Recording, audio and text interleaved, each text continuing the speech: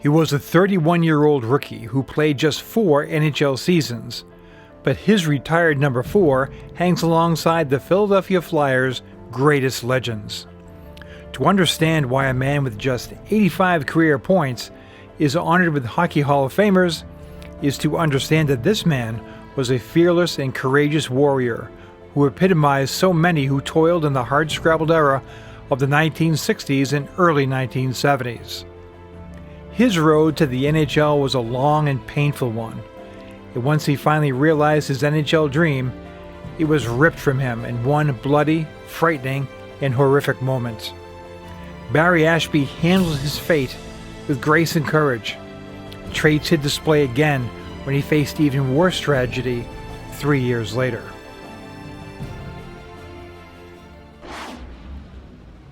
William Barry Ashbee was born in Western Ontario on July 28, 1939. After an unremarkable junior career with the OHA's Barrie Flyers, the solid but slow skating Ashbee began his pro career in the obscure Eastern Pro Hockey League with the Kingston Frontenacs. After 3 seasons in Kingston, Ashbee was acquired by the AHL Hershey Bears for the 1962-63 season. Now, Hershey had one of the top teams outside the NHL, and Ashbee teamed with the likes of Larry the Rock Zidell and Dale Rolfe to form a strong defensive crew. Ashbee quickly developed into one of the AHL's top blue liners. In fact, the Boston Bruins offered him a contract after an excellent 62-63 season. Ashbee was told that the franchise saw him as a big part of their future. But this was the 6-team NHL, and big league jobs were scarce. Ashbee was ignored by the Bruins until they had an injury crisis in November 1965 when he was recalled and paired on defense with Eddie Westfall for 14 games. However, doctors soon learned that Ashbee had been playing with a crushed disc at his back. He could hardly move, much less play hockey. Ashbee needed back surgery and spent 6 weeks in the hospital wondering if he'd ever walk again. The injury knocked the defenseman out for the remainder of the 65-66 season and the entire 1966-67 campaign. Boston Bruins coach Harry Sinden accused Ashbee of being a malingerer for sitting out so long. Ashbee was banished back to Hershey, never to play another game for the Bruins. Now, Sinden later admitted his mistake, but Ashbee never forgot this assault on his character. It was no surprise that the injured Ashbee was ignored in the 1967 NHL expansion draft. None of the NHL's new 6 teams, including the Flyers, saw much use in a 28-year-old defenseman rehabbing from a serious injury. 3 more AHL seasons followed. Ashbee was better than many NHL blue liners, but by now was labeled a career minor leaguer. Nevertheless, Flyers general manager Keith Allen and head coach Vic Stasiuk had heard enough good things about Ashbee over the years to acquire the now 31-year-old defender in a 1970 trade for young prospect Darryl Edestrand. After 10 years in the minors, the man they called Ashcan had a chip on his shoulder when he arrived at the Flyers' first training camp before the 70-71 season. Legendary Flyers announcer Gene Hart recalled that his first impressions of Ashbee were that he seemed to be a loner, an unhappy man, even an angry man. Ashbee wore a perpetual frown on his face and seemed suspicious of anything that was said to him by his coach. Ashbee had a strong training camp. He made the team and immediately became a mainstay in the Flyers' blue line. In fact, as the only right-handed shot the Flyers had on defense, Ashbee played the point in the power play. And when Fred Shero took over for Stasiuk as the head coach in 71-72, he'd become taken with a tough minor league veteran. It didn't take Ashbee long to gain respect around the NHL.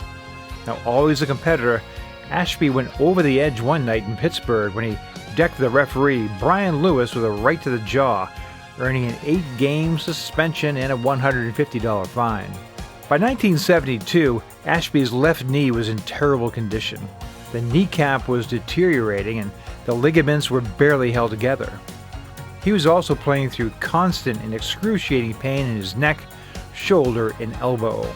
Barry Ashbee was the strongest guy mentally I've ever seen, said Bobby Clark. The other Flyers concurred.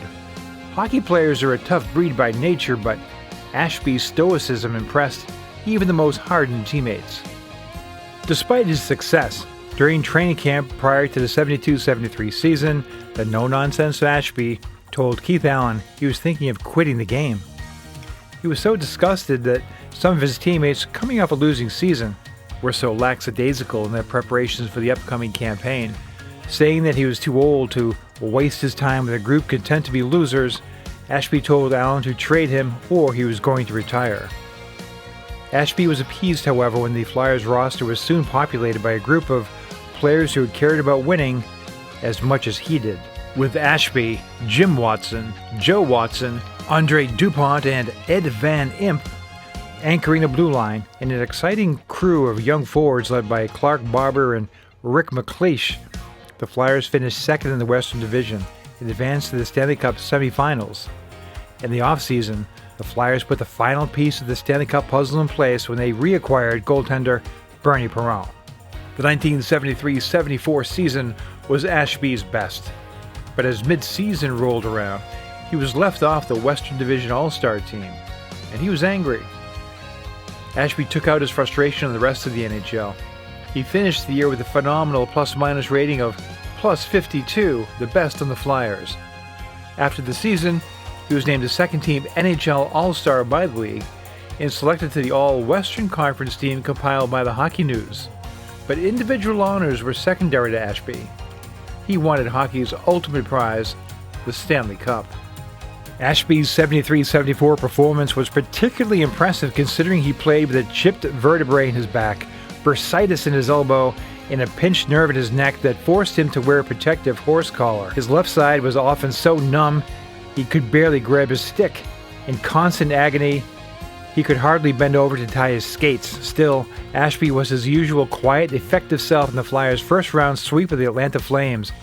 And then he stood tall as the Flyers took a 2-1 series lead in the semifinals versus the New York Rangers. Game 4 was an overtime thriller won by the Rangers to tie the series, but at 1:27 of the overtime period, Ashbee's career would come to a sudden and sickening end. Face off to the right of Bernie Parent. Bobby Clark and Stemkowski gets it. Rolf, a shot that hit Barry Ashbee. A shot wide. Ashbee is down and hurt. Ashbee was hit right in the face with a shot by Dale Rolf. He is in great pain down there. They're coming out quickly with trainer Frank Lewis and calling for the doctor to come out. A high rising shot by Rolf caught Barry Ashbee right in the face. We're going downstairs now to Brian McFarland, who is right out there on the ice. Talk to the linesman, and Barry Ashbee was hit just on the eyelid, just above the right eye. It is a bad gash, according to the officials. Matt, you were there. Could you describe it? Just above the eyelid, between the eyelid and the eyebrow. Well, there's a lot of blood, and they moved quickly to get Barry Ashbee off the ice on this stretcher. And he's holding both hands over the wound. So the injury again is just above the right eye, a bad cut. And that's the story right down here at ice level. Ashbee was rushed to a hospital in New York. The diagnosis confirmed his worst fears. Heavy hemorrhaging had caused permanent scarring of the retina. Ashbee was partially blind in his right eye. His hockey career was over. With a combination of great pride and sadness, Ashbee sat on the sidelines as the Flyers went on to beat the Rangers in 7 games and then knock off Bobby Orr and the Boston Bruins in 6 games to win the Stanley Cup. After his long and torturous journey to the NHL, Ashbee's name would be etched on the Stanley Cup. Wearing dark glasses, Ashbee told his teammates, "Boys, cherish this group. There'll never be another one like it." And to the press he said, "Don't write me up as a tragic figure. Right now I'm the happiest man alive. Some people strive for 60 years and never make it. I got what I wanted when I was 34. With his playing career behind him, Ashbee was ready to leave hockey, move back to Toronto, find another job, and spend more time with his family.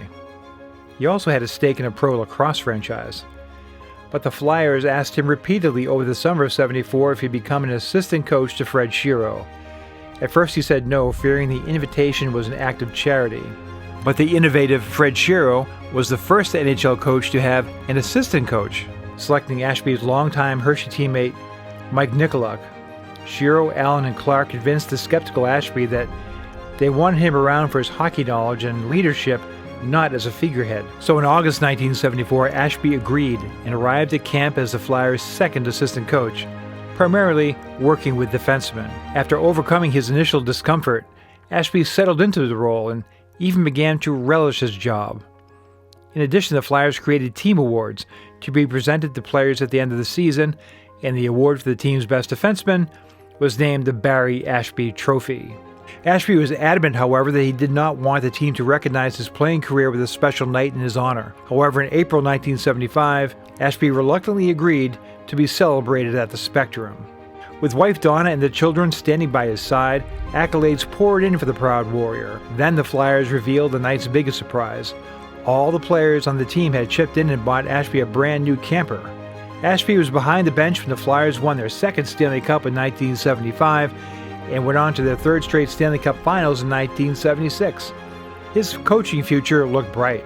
In February 1977, Coach Ashbee worked a booth at the first Flyers Wives Fight for Life's Carnival. Little did he realize that circumstances of his own life would soon give this event new meaning. In April 1977, as the Flyers prepared to meet the Toronto Maple Leafs in the first round of the playoffs, the team was stunned by the news that Ashbee had been diagnosed with leukemia. He told the players, "I don't want this to turn into a, quote, win one for the Gipper situation. You'll win, I'll get better, and that's it." From his hospital bed, Ashbee stayed in daily contact with the team's defensemen. The Flyers fell behind 0-2 in the Toronto series before rallying to win the first round. But Ashbee did not fare as well. He remained brave when he learned that his chemotherapy had failed and the cancer had spread to his kidneys. To the very end, he battled on, refusing to give himself over to death. On the last night of his life, he told Donna, "I'm tired now, but I'll whip this thing in the morning." He never woke up.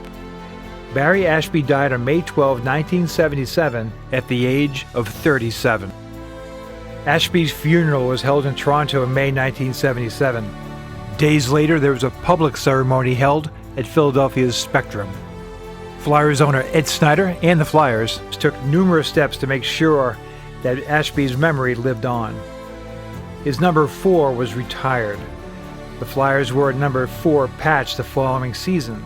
The Flyers Wives Carnival is dedicated to his memory, and a large portion of the proceeds from the carnival charities go to research and treatment of leukemia and other blood diseases.